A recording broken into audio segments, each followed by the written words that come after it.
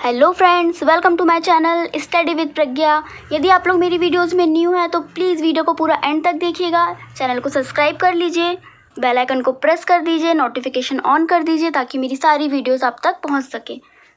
और अब बिना टाइम वेस्ट किए आज की वीडियो को स्टार्ट करते हैं। और आज हम पढ़ने वाले हैं मध्यकालीन इतिहास। तो आप लोग भी मेरे साथ नोट्स बनाते चलिएगा अपने, ताकि आप लोगों को बाद में कोई भी प्रॉब्लम ना हो। मध्यकालीन इतिहास, इसमें हम देखने वाले हैं आज मुगल प्रशासन।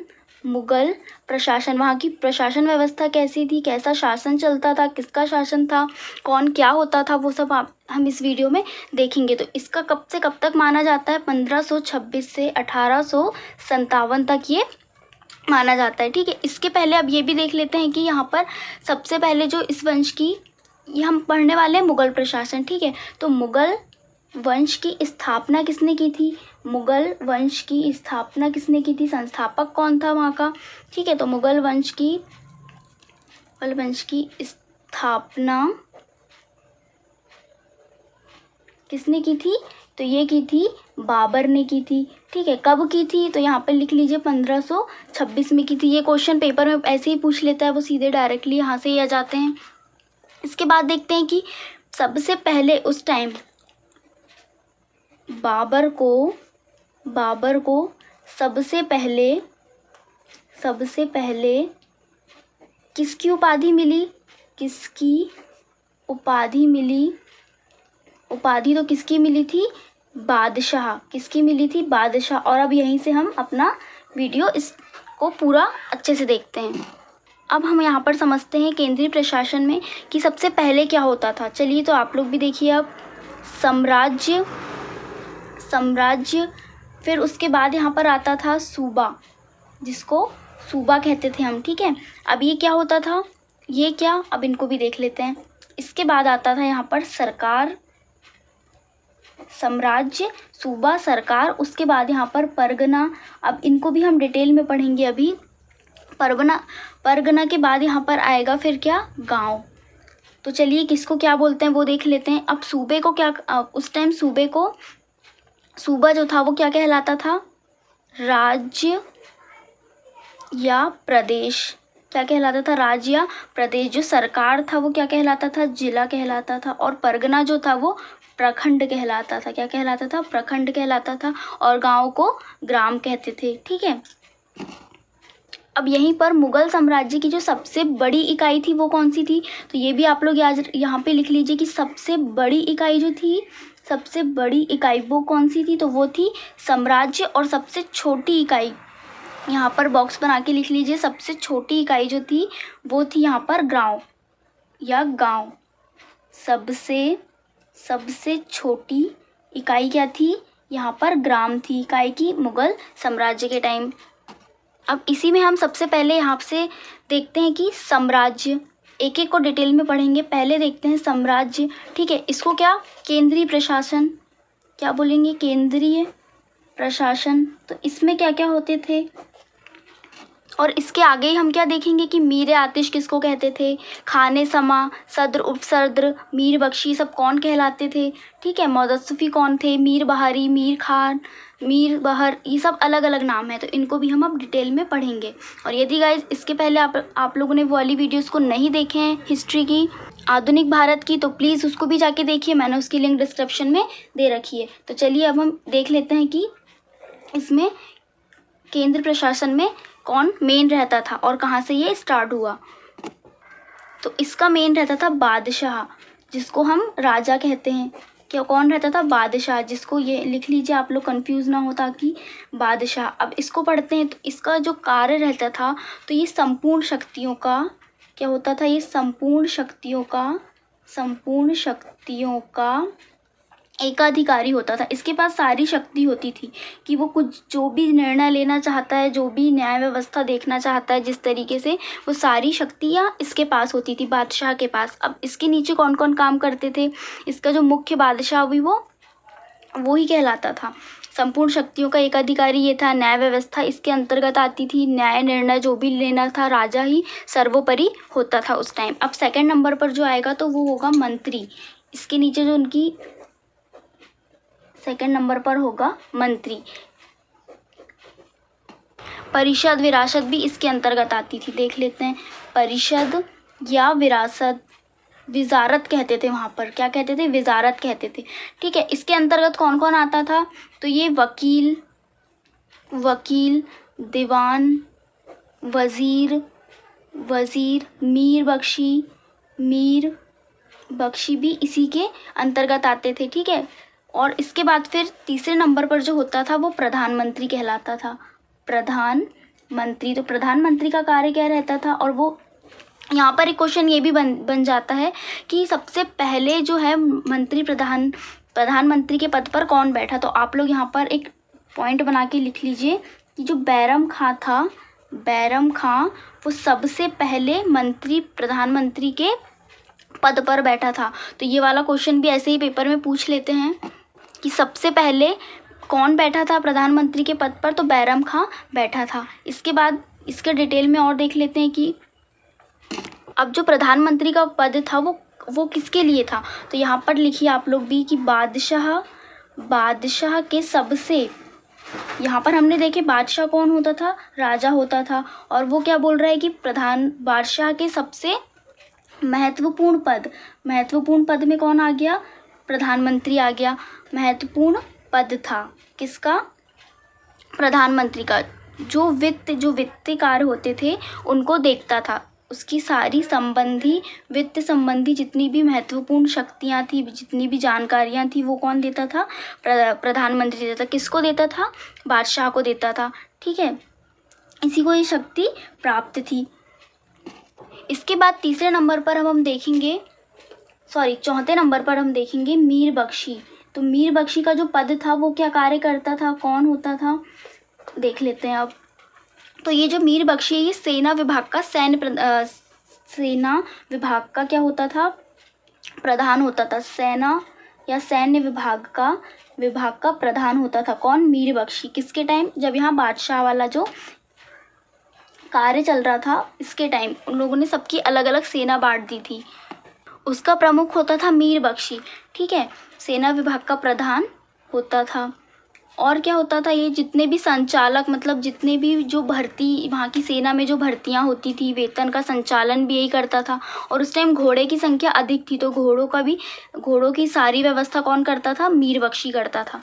अब यहाँ पर एक पॉइंट डाल के आप लोग और लिखिए यहाँ पर कि औरंगजेब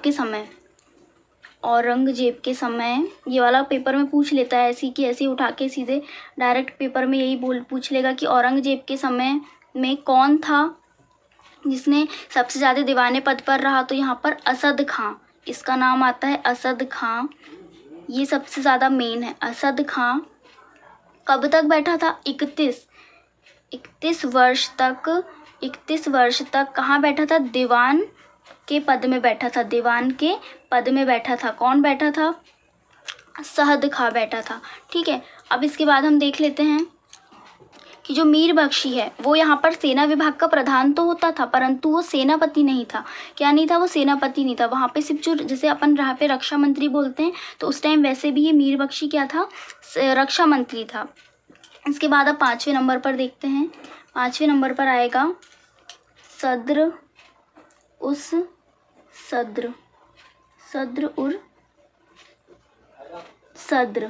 इसमें क्या है ये देख लेते हैं। और जो सद्र का जो पद था वो किसके लिए था, कि जो धार्मिक मामलों से संबंधित था। किसका पद, सद्र का। तो धार्मिक मामलों में कौन था, सलाहकार था ये, सलाहकार। ठीक है, सलाहकार मतलब बादशाह को ये सद्र क्या करता था, सलाह देता था। किसकी देता था, धार्मिक मामलों की सलाह देता था। यहाँ पर और एक और आता है कि सद्र में जो मदद एक खास था वो सयूरगाल, मुगल काल में क्या कहलाता था, मुक्त भूमि को कहा जाता था। ठीक है, ये भी आप लोग एक पॉइंट बना के याद रखिएगा। इसके बाद हम लास्ट में पूरे इंपॉर्टेंट फैक्ट जितने भी आते हैं इससे रिलेटेड वो सारे हम देख लेंगे। अभी आप लोग सिर्फ इसको समझ लीजिए। अब 6वें नंबर पर क्या आता है, काजी उल कुज़ात। काजी उल कुज़ात, अब ये भी एक पद था, काजी उल कुज़ात। इसको और क्या कहते थे काजी उल कुज़ात को, तो ये इसको मुख्य काजी कहा जाता था। क्या कहा जाता था, मुख्य काजी। और इसका जो कार्य था वो देख लेते हैं। तो ये जो कार्य करता था मुख्य, वो क्या करता था, न्याय के मामलों में मतलब जो न्याय संबंधित जितने भी कार्य होते थे वो बादशाह को पहुंचाता था या उनसे उसी के संबंधित में कार्य करता था। तो यहाँ पे हम लिख सकते हैं कि काजी उल कुज़ात मतलब मुख्य काजी का जो कार्य था वो किससे रिलेटेड था, मुख्य न्यायाधीश से रिलेटेड था। मुख्य न्यायाधीश था ये, ठीक है, जो न्याय के मामले थे उनको देखता था। उसके बाद 7वें नंबर पर हमारा आता है, 7वें नंबर पर है मोहतसिब। मोहतसिब ये भी एक पद हुआ करता था। तो ये क्या कार्य करता था, तो ये जो है मोहतसिब, ये प्रजा है, जो प्रजा के नैतिक चरित्र में, नैतिक चरित्र किसको बोलेंगे हम, नैतिक चरित्र की देखभाल करता था। अब नैतिक चरित्र की देखभाल कैसे करेगा, तो जितने भी जैसे जो वहाँ पे जितने भी प्रजा में कि बादशाह के प्रति कौन कैसा व्यवहार रख रहा है, ठीक है, आचरण किसका कैसा है, प्रजा में कौन किसके विरुद्ध कार्य कर रहा है या फिर किसके प्रति कैसी दया भावना रख रहा है, तो वो सब का कार्य कौन करता था, मोहतसिब करता था, ठीक है। अब 8वें नंबर पर देख लेते हैं। यहीं पर 8वें नंबर का जो कार्य था वो था मीरे सामा। और इसको हम और क्या बोलते हैं, खाने, यहीं पर कंफ्यूज हो जाते हैं सब लोग, और खाने समा, ठीक है। जैसे यहाँ पर काजी उल कुज़ात लिख दिया, मुख्य काजी भी हम इसी को बोलेंगे। अब वो क्वेश्चन ये पूछ लेगा कि मुख्य न्यायाधीश का जो कार्य जो पद था वो क्या था, तो ऑप्शन में वो दोनों तो कभी देगा या फिर साथ में करके देगा, लेकिन यहीं पे कंफ्यूज हो जाते हैं कि एक है या फिर अलग अलग है। वैसे ही मीरे समा खाने समा को भी ऐसे ही यहीं से ऐसे ही क्वेश्चन बन जाता है। तो आप लोगों को दोनों को याद रखना है, दोनों एक ही होता है। तो इसका क्या कार्य था, इसका कार्य था जो बादशाह जो था, जिसको हम राजा था, जो बादशाह के चरित्र का, ठीक है, बादशाह के चरित्र का तो ध्यान रखते ही था, ऊपर से क्या करता था, ये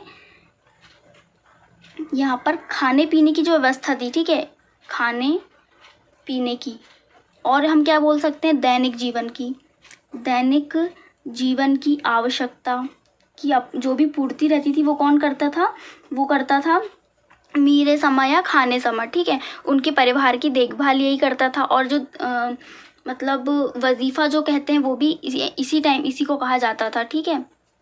बादशाह के खाने पीने की व्यवस्था, उसके परिवार की व्यवस्था, देखभाल, जो एक तरीके से बोल सकते हैं सर्वेंट टाइप का जो काम रहता था वो कौन करता था, मीरे समा या खाने समा का रहता था। उसके बाद अब 9वें नंबर पर देखते हैं, यहाँ पर मीरे आतिश। अब आप लोगों को मीरे आतिश, ये आतिश से कुछ समझ आ रहा होगा कि किस प्रकार का कार्य होगा। इसी को एक और नाम से क्या बोलते हैं कि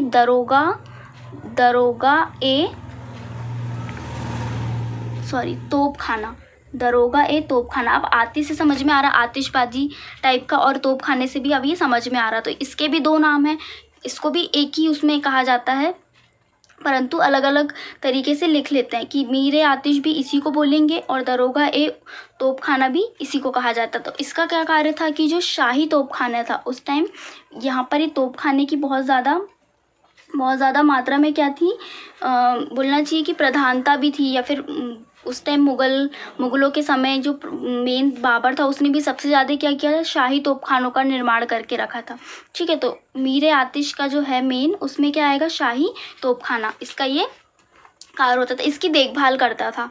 इसकी देखभाल करता था, कौन करता था, दरोगा ए तोपखाना। इसके बाद 10वें नंबर पर देख लेते हैं अब, दरोगा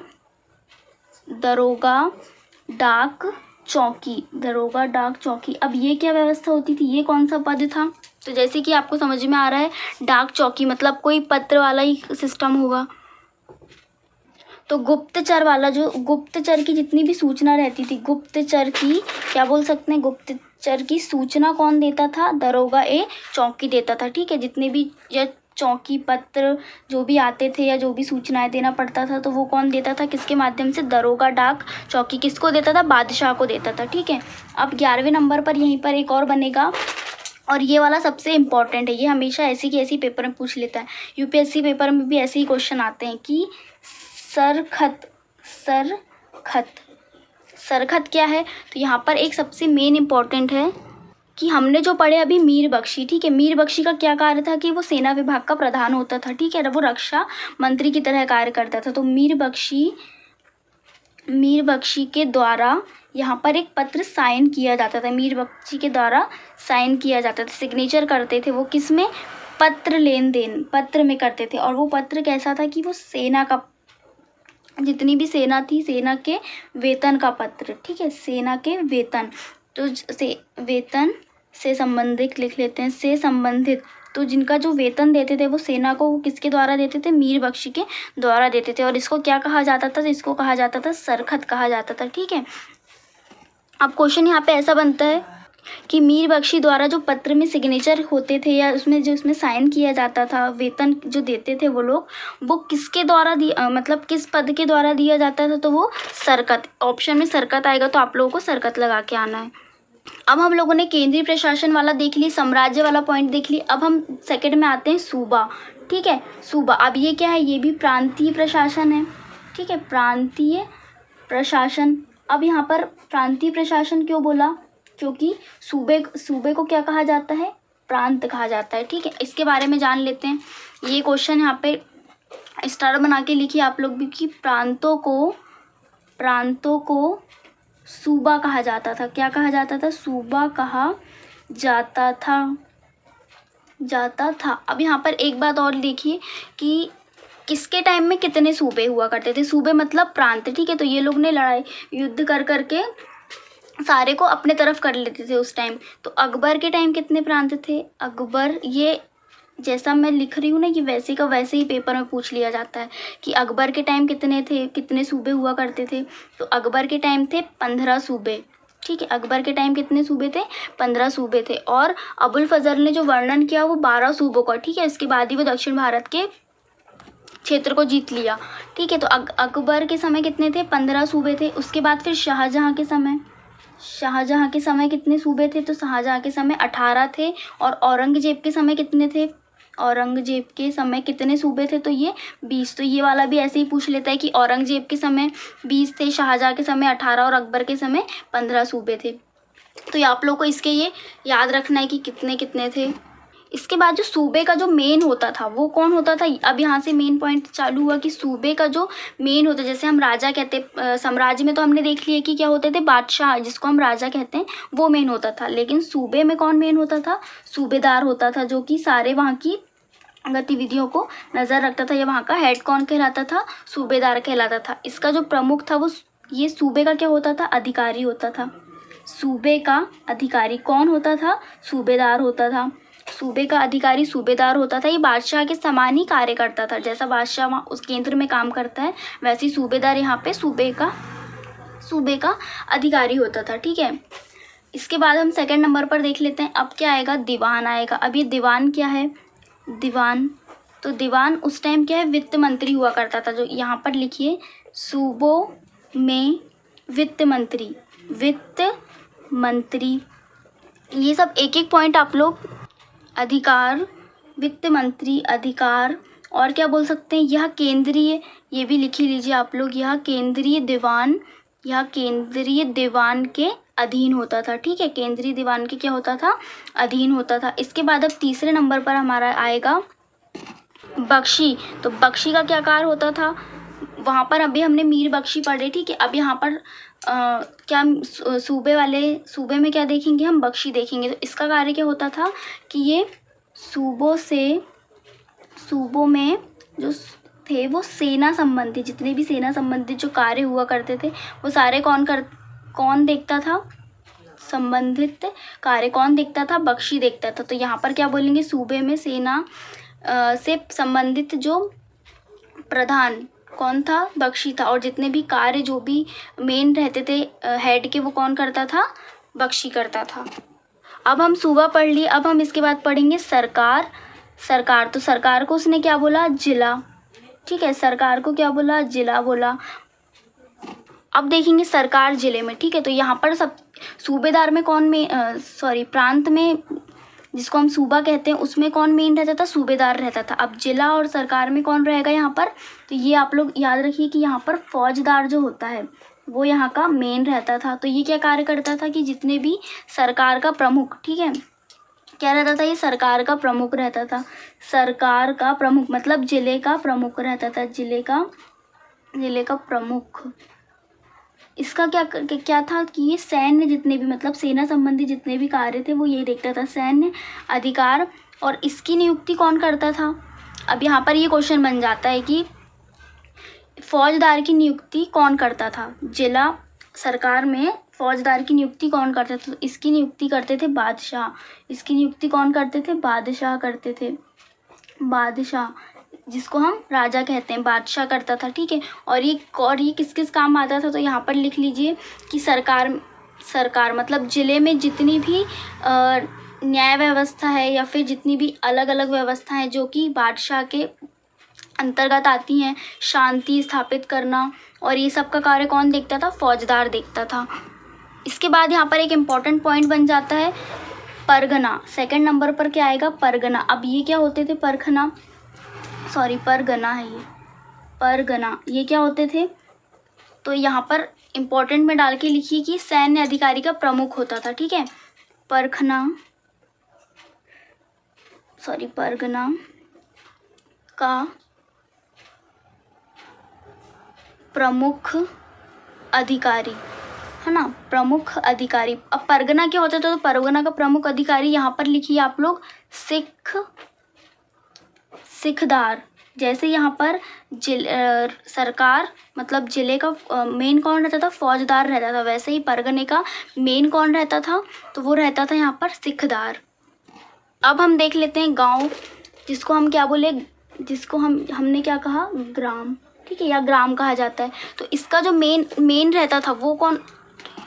इसका प्रमुख जो अधिकारी था मतलब गांव या ग्राम का प्रमुख अधिकारी, उसको क्या कहते थे? प्रमुख अधिकारी, ठीक है। तो यहाँ पर बहुत अलग अलग नाम से भी बोलते थे और इनके कार्य भी सेम वैसे ही रहते थे जैसे यदि कोई गांव के रहते हैं, ठीक है। तो इसको क्या कहा जाता था? ये सबसे मेन है, ये लिखिए आप लोग, खुत, ठीक है। खुत, मुकदम, ये इनके पद रहते थे, ठीक है। खुद, मुकदम, चौधरी भी इन्हीं को कहा जाता था जो वहाँ पे प्रमुख रहते थे, चौधरी। और जैसे कि अभी ग्राम प्रधान अभी तक कहा जाता है, ठीक है। तो ग्राम प्रधान भी गांव का प्रमुख अधिकारी को ही कहते थे। अब यहाँ पर एक और सेकंड, ये फर्स्ट था ना, सेकंड एक और इसी में आता है पटवारी, जो कि अभी तक बोला जाता है। तो पटवारी का भी काम वही है कि ग्रामीण, ठीक है, स्थानीय राजस्व वसूल करना, ठीक है। राजस्व वसूल करने के लिए इनका जो यही कार्य रहता था कि ग्रामीण में जो जितने भी राजस्व वसूल करना है वो कौन करता था? पटवारी करता था। अब यहाँ पर एक और चीज़ आ जाती है मेन की जो ग्राम है, इसको लिख लीजिए, इसको इम्पोर्टेंट पॉइंट डाल के लिखिए, ये पूछ लेता है पेपर में कि ग्राम को क्या कहते थे? मावदा, ठीक है, मावदा, दीह, और क्या कहते थे? जो थोड़े बड़े गांव या नॉर्मल जो गांव रहते थे उनको मावदा या दी कहा जाता था। और सबसे छोटे गांव को, सबसे छोटे ग्राम को, ये पेपर में क्वेश्चन ये वाला पूछ लेता है, उसको क्या कहा जाता था? नागला। क्या कहते थे उसको? नागला कहते थे। अब यहाँ पर एक और पद हुआ करता था, वो कौन सा पद था? तो नगर प्रशासन, ठीक है, नगर प्रशासन। अब इसका क्या कार्य होता था? तो ये कोतवाल, ठीक है, कोतवाल कहते थे इसको। इसमें जितनी भी नगर संबंधित जो भी व्यवस्थाएं थी वो कौन देखता था? वो देखता था यहाँ पर नगर प्रशासन। किसके अंतर्गत आता था? कोतवाल के अंतर्गत आता था, ठीक है, नगर व्यवस्था के लिए। इसके बाद हम देखेंगे सैन्य व्यवस्था। तो वहाँ की सैन्य व्यवस्था कैसा थी? इसको पॉइंट में देख लेते हैं आप, सैन्य व्यवस्था। और यहीं से क्वेश्चन भी बन जाता है। अभी मैंने जितने पॉइंट पढ़ाए उसमें से एक एक क्वेश्चन तो बन ही जाता है। यहाँ पर जो पद हुआ करते थे उसमें पहला जो पद था, ठीक है, अकबर द्वारा ही सुनिश्चित किया जाता था यहाँ पर। तो ये जो पहला जो पद था वो मनसबदार का था। अब ये मनसबदार क्या होते हैं वो देख लेते हैं। मनसबदार, जिसको हम क्या बोलते थे? सैनिक भी बोलते थे। इसका क्या कार्य रहता था कि मनसबदार के जो अधीन, जो मनसबदार का जो कार्य रहता था वो क्या रहता था? राज्य की रक्षा के लिए कार्य करता था। कौन? ये मनसबदार। सेकंड नंबर पर अब ये बोलेंगे, सेकंड नंबर पर जो आता है वो अहदी। अहदी ये कौन है? अहदी जो सैनिक हुआ करते थे वो क्या कार्य करते थे, वो किसके अंतर्गत आता है? तो जो ये थे बादशाह के सैनिक थे। जो मनसबदार सैनिक थे वो राज्य की रक्षा के लिए थे, लेकिन जो अहदी जो सैनिक थे वो बादशाह के सैनिक थे। वो क्या थे? बादशाह के सैनिक थे। बादशाह के सैनिक कौन थे? अहदी थे। इसके बाद अब तीसरे नंबर पर आ जाता है घुड़सवार, और ये सबसे इम्पोर्टेंट है यहीं से, क्योंकि ये पूछ लेता है। घुड़सवार, घुड़सवार सेना, ठीक है। घुड़सवार सेना क्या थी इनकी? ये जो थी ये उच्च जो घोड़े होते थे, ठीक है। घोड़े कौन से? उच्च नस्ल वाले, उच्च नस्ल वाले घोड़ों की रक्षा या रख रखाव की जिम्मेदारी किसकी होती थी? घुड़सवार सेना की होती थी। अब फोर्थ नंबर पर क्या है? पैदल, है ना, पैदल सेना है। फिर उसके बाद फिफ्थ नंबर पर क्या है? हाथी सेना है। सबके लिए अलग अलग सेना और सबके लिए अलग अलग सैन्य शक्ति का इसने बंदोबस्त कर रखा था। तो जैसे पैदल सेना देखेंगे तो उसमें क्या होता था कि वो जो बंदूकची होते थे एवं जो तलवार वाले जो रहते थे, जो तलवार रखते थे, उनकी रख रखाव के लिए किसको रखा गया था? पैदल सेना को रखा गया था, तलवार वालों के लिए। फिर हाथी सेना के लिए किसको रखा? जिसमें वो हाथियों की रक्षा कर सके। इसमें कितने हाथी, लगभग उस टाइम कितने हाथी रहते थे लोग के पास? 15,000, जिनकी वो रक्षा या सेवा कर पाते थे। इसके बाद सिक्स्थ नंबर पर जो आएगा वो आएगा तोपखाना। तोपखाना, और ये सबसे इम्पोर्टेंट था क्योंकि उस टाइम मुगल साम्राज्य के टाइम यही सबसे इम्पोर्टेंट था। बाबर ने भी सबसे ज़्यादा इसी की रक्षा के लिए सैनिक लगा रखे थे।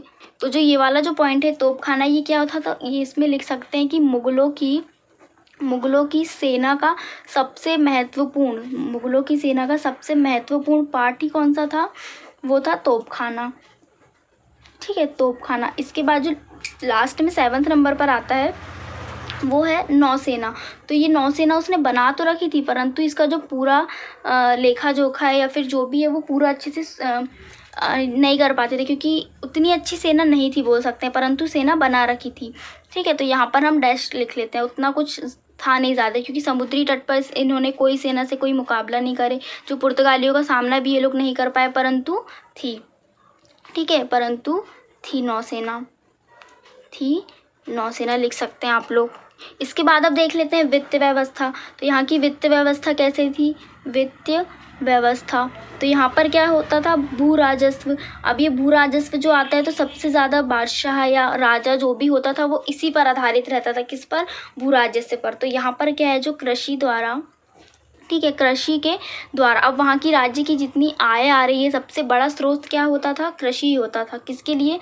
भू राजस्व के लिए, वित्त व्यवस्था के लिए। जो भी पैसा आ रहा है जो वो सबसे मेन कहाँ से आता था? कृषि के द्वारा आता था, ठीक है। तो राज्य व्यवस्था, राज्य की आय का सबसे महत्वपूर्ण स्रोत क्या था? सबसे महत्वपूर्ण स्रोत क्या था? तो वो था कृषि था, ठीक है। ये भी आप लोग लिख लीजिए एक पॉइंट बनाकर। उस टाइम जब, और एक और ये था कि जब्ती प्रणाली हुआ करती थी। कौन सी? जब्ती प्रणाली हुआ करती थी। अब ये किस टाइम थी जब्ती प्रणाली? इसको भी लिख ही लीजिए, जब्ती प्रणाली। तो यहाँ पर जो है वो औरंगजेब के समय, ठीक है। यहाँ पर एक पॉइंट डाल के लिखिए कि औरंगजेब के समय 66% तक हो गया था, है ना। 66% तक हो गया था। जो भी ये लोग आय लेते थे या जो भी वसूलते थे वो सबसे ज़्यादा जब्ती प्रणाली में कहाँ तक? औरंगजेब के समय कब कितना हो गया था? 63% हो गया था। और यहीं पर क्या है कि एक पॉइंट बनाकर लिख लीजिए कि 1580 में ही जो एक दहशाला बंदोबस्त हुआ था, क्या है? यहाँ देख लेते हैं यहाँ पर कि 1880 में, कब? 1880 में दहशाला, ये एक पॉइंट बनाकर लिख लीजिए आप लोग, दहशाला बंदोबस्त, ठीक है, बंदोबस्त। तो ये किस टाइम स्थापित हुआ था? जब ये टोडरमल वाली जो वो थी ना, उस टाइम। कब? 1880 में, ठीक है। और उसी टाइम औरंगजेब के समय भी क्या था कि 66% तक वो लोग वसूल करने लगे थे। अब इसके बाद हम आगे देख लेते हैं भूमि का प्रकार। ये भी सबसे इम्पोर्टेंट है इसमें। क्या? भूमि का प्रकार। कैसी कैसी भूमि हुआ करती थी, किस प्रकार वो लोग कार्य करते थे। तो भूमि के प्रकार में जो पहला जो कार्य था वो पोलन।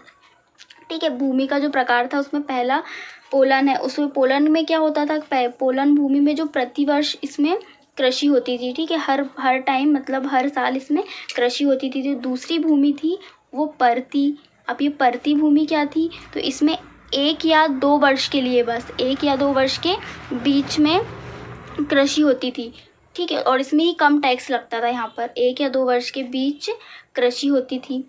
अब ये भूमि के प्रकार आप लोग याद रखिएगा, ये ऐसे ही पूछ लेता है, चाचर और छाछर भूमि, छंछर भूमि। ठीक है, तो ये इसमें क्या होता था कि 3 या 4 वर्ष के बीच में इसमें एक बार खेती होती थी और एक ही बार इसका टैक्स देना पड़ता था। इसके बाद 4th नंबर पर है यहाँ पर बंजर भूमि। तो बंजर भूमि नाम से समझ में आ रहा है कि जो बंजर होती है, जिसमें ज़्यादा चीज़ें नहीं उगाई जा सकती, तो उसको ही क्या बोलते हैं, बंजर भूमि कहा जाता है। तो इसमें क्या होता था कि 5 वर्ष तक कृषि नहीं होती थी। तो उस जिस भी भूमि में 5 वर्ष तक कृषि नहीं होती थी, उसको क्या घोषित कर देते थे वो लोग, बंजर भूमि। और जिसमें हर साल जिसमें कृषि होगी वो उसको पोलन भूमि कहा जाएगा। 1 या 2 वर्ष के बीच कृषि तो परती, 3 या 4 वर्ष के बीच तो छाछर। ये ऐसे ही क्वेश्चन एक पेपर में पूछ लेते हैं कि 3 से 4 वर्ष के बीच में तो छाछर होगी, 1 से 2 के बीच में परती होगी, और प्रतिवर्ष जिसमें कृषि हो रही है वो है पोलन। इसके बाद आप किसानों के प्रकार देख लेते हैं। यहाँ पे भी किसान को अलग अलग उसमें बांट दिया था। कैसा है कि किसानों के प्रकार उस टाइम कैसे थे, किसानों के प्रकार। तो इसमें जो पहला जो किसान को कहते थे वो खुद काश्त किसान। अब ये खुद काश्त किसान क्या होता है, तो ये अपने ही गांव में रहकर क्या करता था, खेती करता था। मतलब अपने गांव में खेती करता था, अपने गांव में खेती करके और यहीं का पैसा यहीं रखकर मतलब जो भी आगे का पैसा रहता था वो उन लोगों को देता था। तो अपने गांव में रहकर खेती करता था,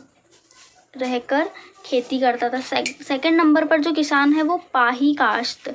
अब ये पाही काश्त जो किसान हुआ करते थे वो क्या करते थे कि अपने गांव को छोड़कर क्या दूसरे गांव में चले जाते थे खेती करने के लिए।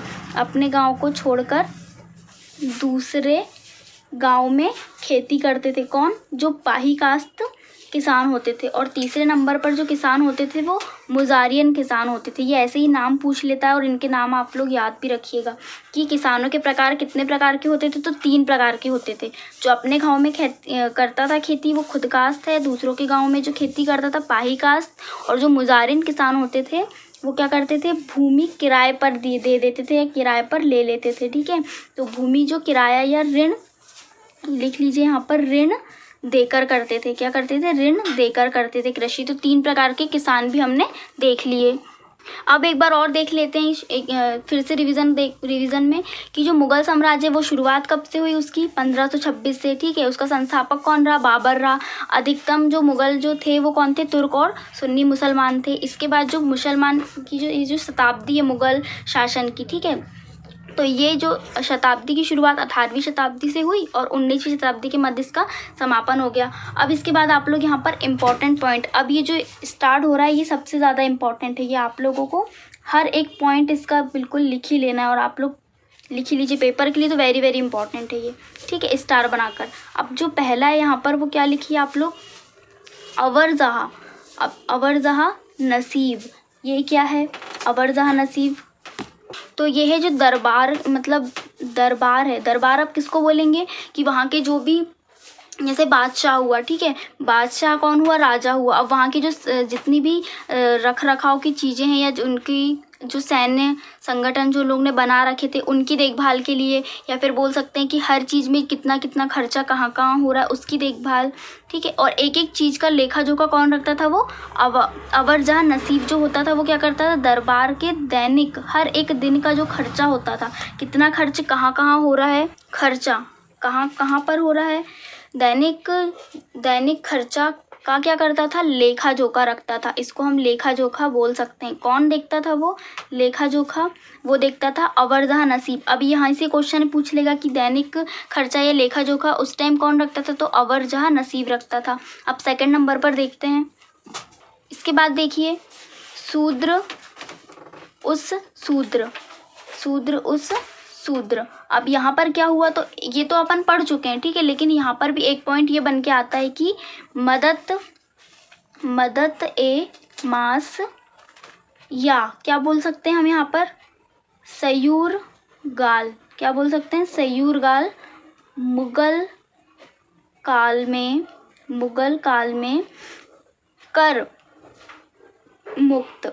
ठीक है, ये सबसे मेन पॉइंट बनता है क्या, मदत ए आम या सयूर गल मुगल काल में कर मुक्त भूमि को कहा जाता था। क्या कहा जाता था, सद्र कहा जाता था। ठीक है, ये भी एक पॉइंट हो गया, और ये भी ऐसी की ऐसी पेपर में पूछ लेता है। अब यहाँ पर हम कुछ उनके नाम जान लेते हैं जो कि उस टाइम क्या किया, बना दिए गए थे। ठीक है, तीसरे नंबर पर डाल के लिखिए कि यहाँ पर जो है, जो धर्मशाला का जो धर्मशाला के मामले से कौन सबसे ज़्यादा जिसका लेखा जोखा है सलाह देता था, तो वो भी सद्र देता था। ठीक है, तो उस टाइम यहाँ पर सद्र में डाल के लिखिए, सद्र में क्या डाल के लिखेंगे आप लोग, पॉइंट डाल के लिखेंगे 1, 2 और 3। अब यहाँ पर भी जो ये है, इसको कैसे किया उसने कि जो धर्मपुरा, ठीक है, धर्मपुरा, सेकंड क्या कर दिया, जोगीपुरा, इनके नाम रख दिया उसने। पहला क्या रख दिया, धर्मपुरा, दूसरा जोगीपुरा, और तीसरा क्या, खैरपुरा। अब इसके अंतर्गत उसने किन किन लोगों को लिया, ठीक है, व्यवस्था के लिए, तो धर्मपुरा में क्या करा, हिंदुओं को रख दिया। ठीक है, हिंदुओं के लिए। फिर जोगीपुरा में जोगियों के लिए रख दिया, और तीसरे में जो खैरपुरा है उसमें क्या कर दिया, मुसलमान लोगों को रख दिया, मुस्लिम लोगों को रख दिया, व अन्य लोगों को रख दिया। किसमें, खैरपुरा में। ठीक है, खैरपुरा में। अब इसके बाद कुछ और जानकारी देख लेते हैं, तो इनको भी आप लोग पॉइंट में लिखते चलिए, जैसे कि मैं बताई कि सारे पॉइंट इंपॉर्टेंट है अभी। तो यहाँ पर फिर एक और पॉइंट क्या बनता है, नाजिर ए बयूतात। ठीक है, बयूतात, इसका क्या जो मेन कार्य की क्यों बना था ये, तो इसका जो मतलब है वो होता ही क्या है, कारखाना। तो जो कारखानों का क्या बोल सकते हैं, अधीक्षक कौन होता था, वो नाजिर बयूतात होता था। इसके बाद अब मीरबाह कौन होता था, मीरबार कौन होता था, तो ये होता था मीरबार नौसेना अधिकारी कौन होता था, मीरबार होता था। इसके बाद मीर बहर, यहाँ पे कंफ्यूजन हो जाता है कि मीरबार मीर बहर कौन है, और एक और लिखिए मीर बहारी। ये तीनों में सबसे ज़्यादा कंफ्यूजन होता है, तो आप लोग ना हो, बिल्कुल भी कंफ्यूज मत होना। मीर बार मतलब क्या होगा, नौसेना अधिकारी होगा। मीर बहर मतलब कौन होगा, सॉरी यहाँ पर ही एक चीज़ है, मीर बहर इसको कर लीजिए। मीर बहर जो है वो नौसेना अधिकारी होता है, और मीर बार जो होता है वो वन, यहाँ पर लिख लीजिए, वन अधीक्षक होता है। क्या होता है, वन अधीक्षक। और मीर बार और मीर बहर मतलब होता है नौसेना अधिकारी, और मीर बहारी होता है वित्त अधीक्षक होता है। क्या होता है, वित्त अधीक्षक होता है। अब इसके बाद और देख लेते हैं, जो कुर्ब्रेगी होता है, ठीक है, ये भी लिख लीजिए, कुर्ब्रेगी। तो ये कौन होता है, ये होता है जो ध्वजारोही होता है। ये कौन, ध्वजारोही होता है। फिर इसके बाद आएगा मुस्तौफी। तो मुस्तौफी का क्या कार्य होता है, मुस्तौफी कौन होता है, तो ये होता है महालेखा जोखा मतलब महालेखाकार होता है। ठीक है, वो कार्य देखता है कौन, मुस्तौफी देखता है। इसके बाद मुत्सदी, ये कौन होता है, तो ये होता है वहाँ का जल सेनापति। कौन होता है, जल सेनापति। और कौन होता है, बंदरगाही। ठीक है, वो उनकी रेखा जो इन सबका है, जल सेना और बंदरगाही जो यहाँ के जो कार्य हैं उसका वो कौन होता है, अधिकारी मुत्सदी। ठीक है, इसके बाद अब आप लोगों को यदि और इंटरेस्टिंग फैक्ट पढ़ना है तो वो भी आप मेरी वीडियोस में जाकर देख सकते हैं, उसकी लिंक भी डिस्क्रिप्शन में दे रखी है मैंने। ठीक है, हमने कहाँ तक पढ़ लिया था, जल सेना अधिकारी यहाँ तक पढ़ चुके हैं। अब यहाँ पर और देखिए, यहाँ पर एक मेन उसमें अब लिख लेते हैं कि मुग़ल प्रशासक, जो हम पढ़ चुके हैं, या फिर मुग़ल प्रशासनिक व्यवस्था। ठीक है, तो इसका एक बार और लास्ट में देख लेते हैं कि कौन क्या होता था। तो मंत्री जो परिषद, पहले हम पूरा लिख लेते हैं। मंत्री परिषद क्या कहलाती थी? विजारत कहलाती थी। क्या कहलाती थी? विजारत। इसके बाद और केंद्र, यहाँ पर सेकंड में लिखिए केंद्र। तो ये भी हम पढ़ चुके हैं अभी। तो केंद्र का जो मेन हेड रहता था वो कौन रहता था? बादशाह रहता था। बादशाह, ये आप लोग कंफ्यूज नहीं होंगे इसलिए अब मैं दोबारा लिखवा रही हूँ आप लोगों को। इसके बाद जो सूबा है, सूबा प्रांत जिसको कहा, उसके जो मेन हेड रहता था वो कौन रहता था? सूबेदार रहता था। सूबेदार। इसके बाद फिर क्या? इसके बाद हमने सरकार देखा। सरकार को क्या कहा गया? जिला। ठीक है, जिसको जिला भी कहते हैं। तो उसका जो मेन हेड रहता था वो क्या रहता था? फौजदार। वो कौन रहता था? फौजदार। इसके बाद फिर परगना। परगना को क्या कहा? तहसील कहा। ठीक है, तहसील किसको कहा? परगना को कहा। उसका जो मेन रहता था वो क्या रहता था? सिखदार। ठीक है, हम सिखदार, या फिर इसको ऐसे भी लिखते हैं सिखदार। आप दोनों में कंफ्यूज मत होना। इसके बाद फिर हम और देख लेते हैं अब कि ग्राम को क्या। ठीक है, ग्राम को तो ग्राम हमने गांव लिख लिया यहाँ पर। अब इसके बाद जो यहाँ पर जो मेन होते थे वो कौन कौन से होते थे? मावदा, दीह, चौधरी। ठीक है, मावदा, दीह, चौधरी। और यहाँ पर क्या हुए? खुत। ठीक है, खुत हुए। इसके बाद यहाँ पर मुकदम, मुकदम भी इसी में आते थे। और प्रधान प्रधान लिख लीजिए या ग्राम प्रधान लिख लीजिए। ठीक है, तो ये भी किसके अंतर्गत आते थे? गांव या ग्राम के अंतर्गत आते थे। ये सारी चीज़ें हम अब देख चुके हैं। और यदि गाइज आप लोगों को मेरी वीडियो पसंद आती है तो प्लीज़ बहुत से ज़्यादा प्यार दीजिए, शेयर कीजिए वीडियो को लाइक कीजिए और कमेंट कीजिए। और कमेंट सेक्शन में मुझे ये बताइए कि मैं आप लोगों के लिए और कौन सी इंटरेस्टिंग वीडियो ला सकूं जिससे आप लोगों को हेल्प मिले। और मेरी वीडियोस को शेयर कीजिए अपने स्टडी ग्रुप में, अपने फ्रेंड्स लोगों के साथ, ताकि वो लोग भी मुझे प्लीज़ बहुत सारा सपोर्ट करें। और आज की इस वीडियो को हम यहीं एंड करते हैं। Thank you for watching my video. Bye bye.